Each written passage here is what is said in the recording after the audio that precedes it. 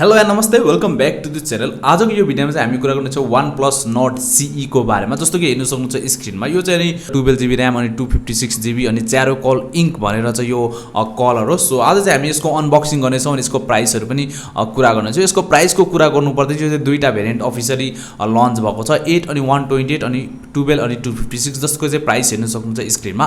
8 अनि 128 को छ 44,999 भने 12 256 को छ 51,499। सो यसको चाहिँ अफिसियल प्राइस हो। सो यो चाहिँ नोट को CE भेरिएन्ट हो। CE भनेको चाहिँ कोर एडिसन भनेर भनेको छ OnePlus ले। यो चाहिँ अब 5G फोन होइन, अब नेपालमा चाहिँ 5G आएको छैन, तर यो चाहिँ 5G फोन हो नि। यो चाहिँ हेर्न सक्नुहुन्छ अथोराइज 1 इयर ब्रान्ड वारेन्टी भनेर चाहिँ यो चाहिँ क्रास्टुस भनेको चाहिँ OnePlus को अफिसियल इम्पोर्टर हो। तर यो चाहिँ तपाईलाई एउटा बेनिफिट के पाउनुहुन्छ भने नेपालमा किन्दाखेरि चाहिँ तपाईले 1 इयर को ब्रेकेज इन्स्योरेन्स पाउनुहुन्छ, जसको चाहिँ केही मेथडहरु लेखेको छ। तपाईले वारेन्टी कार्डको अनि इन्भोइस बिलहरु चाहिँ तपाईले मेल गर्नुपर्ने हुन्छ फोन पर्चेस गर्दाखेरि यो दिएको वेबसाइटमा। सो यसैगरी चाहिँ तपाईले पाउनुहुन्छ यसको 1 इयर ब्रेकेज इन्स्योरेन्स। सो ढिलो नगरिकन सुरु गरौँ हाम्रो यही OnePlus Nord CE को अनबक्सिङ।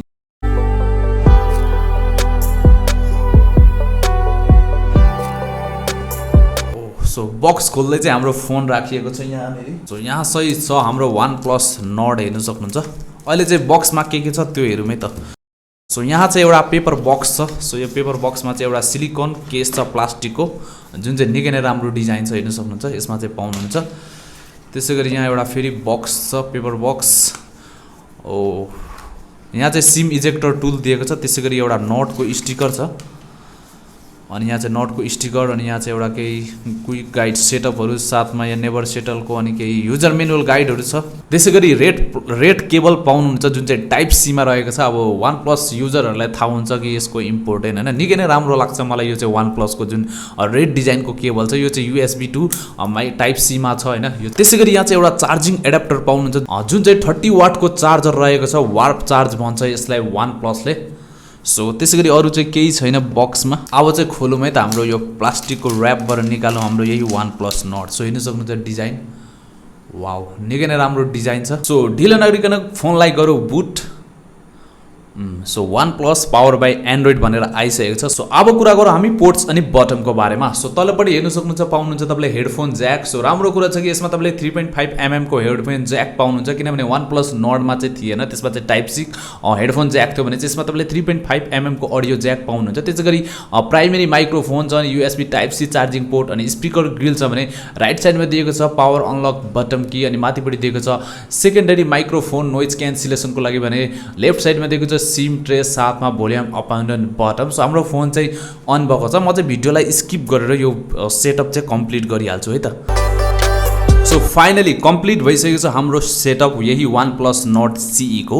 सो डिस्प्ले हेर्न सक्नुहुन्छ चिन एभरेज साइजको छ भने बेजल पनि ठिकै छ। त्यसैगरी यसमा चाहिँ साइड सेल्फी क्यामेरा पाउनुहुनेछ। यसमा तपाईले डिस्प्लेको कुरा गर्नु हो भने 6.43 इन्चको फ्लुइड AMOLED डिस्प्ले भन्छ यसलाई OnePlus ले, जसमा चाहिँ 90 हर्ट्जको रिफ्रेश रेट छ भने यसमा चाहिँ 20:9 को स्क्रिन टु बडी रेशियो पाउनुहुन्छ हैन। सो गोरिल्ला ग्लासको प्रोटेक्सन दिएको छ, तर ब्याकमा चाहिँ प्लास्टिक युज गरिएको छ। ग्लास भए चाहिँ अझ नै राम्रो हुन्छ। त्यसैगरी चाहिँ तपाईले 64 मेगापिक्सलको ट्रिपल क्यामेरा पाउनुहुन्छ, जसमा चाहिँ मेन क्यामेरा 64 मेगापिक्सलको मेन क्यामेरा छ भने त्यसैगरी 8 मेगापिक्सलको वाइड क्यामेरा छ भने 2 मेगापिक्सलको डेप्थ सेन्सर छ भने यसमा चाहिँ तपाईले 4K भिडियो रेकर्डिङ पनि गर्न सक्नुहुन्छ। त्यसैगरी OnePlus Nord CE को पर्फर्मेन्सको कुरा गर्नु हो भने यो चाहिँ आउँदछ एन्ड्रोइड 11 मा भने यसमा चाहिँ अप्रिल 2021 को सेक्युरिटी अपडेट छ हैन। त्यसैगरी यसमा चाहिँ तपाईले Oxygen OS 11 जुन चाहिँ लेटेस्ट छ हैन त्यो पाउनुहुन्छ। यो चाहिँ 12 256GB को भेरिएन्ट हो भने यसमा चाहिँ केही फिचर्सहरु लेखिएको छ, जसमा चाहिँ Snapdragon 750G 5G प्रोसेसर दिएको छ। सो यो चाहिँ निकै नै राम्रो छ। 750 चाहिँ नराम्रो भन्न मिल्दैन प्रोसेसर। यदि तपाई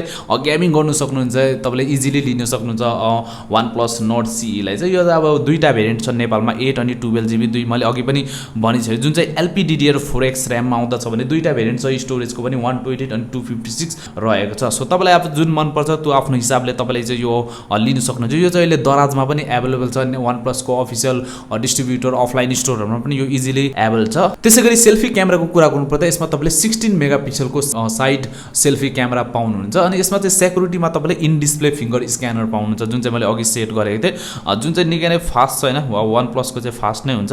सो हेर्न सक्नुहुन्छ फास्ट नै छ यतिको हामीले फिंगर। त्यसैगरी ब्याट्रीको कुरा गर्नु पर्दा चाहिँ 4500 मिली एम्पियरको ब्याट्री छ। तर राम्रो कुरा के छ भने यसमा तपाईँले 30 वाटको वार्प चार्जर पाउनुहुन्छ जुन चाहिँ 70% हुन्छ 30 मिनेटमा। यो चाहिँ OnePlusले भनेको छ। अनि यो चाहिँ 3टा कलर अप्सन छ जस्तो कि हेर्न सक्नुहुन्छ स्क्रिनमा, ब्लू, भोइड, चारोकल इङ्क अनि सिल्भर रे। यो चाहिँ चारोकल इङ्क भनेर चाहिँ भन्छ OnePlusले। यो चाहिँ मसँग 12256 GB को भेरिएन्ट मैले अघिदेखि भनिरहेको छु। अब अरू अन्य कुरा अब लुक्सहरु डिजाइनकै कुरा गर्नु हो भने चाहिँ यो फोन चाहिँ त्यस्तो धेरै ठुलो पनि छैन, त्यस्तो धेरै सानो पनि भन्न मिल्दैन, अनि स्लिम पनि निकै नै स्लिम छ जस्तो कि हेर्न सक्नुहुन्छ। म चाहिँ यसलाई ह्यान्डी छ हैन, इजिली म युज गर्न सक्छु एउटा ह्यान्डले हैन, कम्फर्टेबल पनि छ किनभने स्लिम पनि छ। यो चाहिँ मात्र प्लास्टिक ब्याग भएको कारणले यो चाहिँ मात्र 170 ग्रामको छ। यो फोनसँग सम्बन्धित या तपाईलाई अरू पनि कुनै जानकारी चाहिएको छ भने प्लिज कमेन्ट गर्नु होला। मेरो इन्स्टाग्राम आइडी हेर्न सक्नुहुन्छ स्क्रिनमा, त्यहाँ गएर मलाई फलो गरेर पनि क्वेसन गर्न सक्नुहुन्छ यस्तै फोनहरुको अपडेटको लागि। सो कस्तो लाग्यो यो मेरो भिडियो, च्यानल सब्स्क्राइब अनि भिडियोलाई लाइक गरेर मात्र जानु होला। हामी भेट्नेछौँ यस्तै कुनै इन्ट्रेस्टिङ भिडियोमा। तबसम्म गुड बाई, जय नेपाल।